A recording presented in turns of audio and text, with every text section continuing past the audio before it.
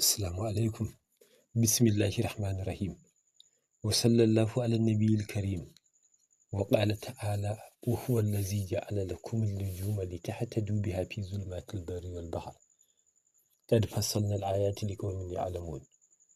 Da taimakon Allah mun waye gari 29 ga watan Zulhajji shekara ta 1446 wanda ya yi daidai da 25 ga watan 6 shekara ta 2025.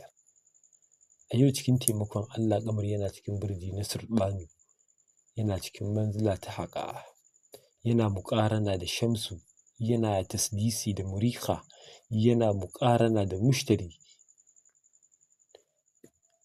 Sa'o'in ƙamar da taimakon Allah za su kasance kamar haka: ƙarfe 7:07 na safe zuwa ƙarfe 8:11, sai ƙarfe 2:30 na rana zuwa ƙarfe 3:41, sai kuma ƙarfe 9:41 na dare zuwa ƙarfe 10:06, sai ƙarfe 4:11 na asuba zuwa ƙarfe 5:07. A ɗaya daga cikin waɗannan lokuta masana ilimin hisabi sun fitar da sallah raka'a 2 bayan Fatiha za a karanta huwal awwal wal akhir wal zahir wal baɗin huwa bi kulli shay'in alim. Irin ayar da aka karanta jiya kenan. Bayan sallama ayi wa annabi salati, ayi istighfari daidai gwargwado, sai a karanta ya huwa guda 11, ya hadi guda 20, wasu alallahu ta'ala tawfiq, ka nemi dacewa daga Ubangiji da samun nasara duka da taimakon Allah za ka samu. Sa'o'in Muriha da taimakon Allah za su kasance kamar haka: ƙarfe 10:20 na safe zuwa 11:24, sai ƙarfe 5:49 na yamma zuwa ƙarfe 6:53, sai kuma ƙarfe 12:28 na dare zuwa ƙarfe 1:24 cikin taimakon Allah.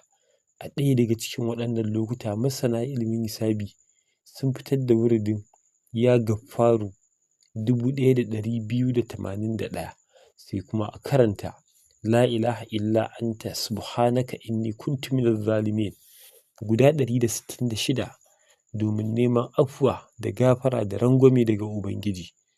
Muna roƙon Allah wannan shekara da ta taho ƙarshe duka alhairai da suke cikinta waɗanda suka gabata duka Ubangiji ya linka mana su, kurakurai da suka gabata duka Ubangiji ya gafarta mana. Shekara kuma da take dosowa muna roƙon Ubangiji ya sanya duka alhairai da suke cikinta Allah ya sada mu da su, duka fitina da musiba da ke cikinta muna roƙon Allah ya tsare al'umman manzon Allah, ya amintar, ya sanya shekarar ta zama mafi nasara, mafi dacewa, mafi cikar duka wata ni'ima fiye da wannan shekarar da za ta ƙare mana.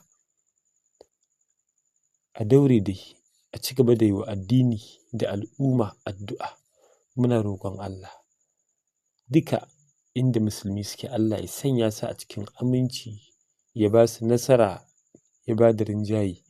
Duka waɗanda suke nufin cutarwa da musulmi ko addinin musulunci muna neman taimakon Allah ya rusa shirinsu da kuma tanadinsu, ya kuma taimaki addini. Allah ya saka wa al'umma da alhairi bisa hidima dai da ƙoƙari da ake cikin duka lamura. Abin da muka yi daidai Allah ya kai ladan hadiyya ga shugaba. Abin da muka yi kuskure muna neman taimakon Allah ya gafarta mana. Daga ɗalibin kuma Wul Ainain Zubairu Kasim, ƙarƙashin jagorancin gida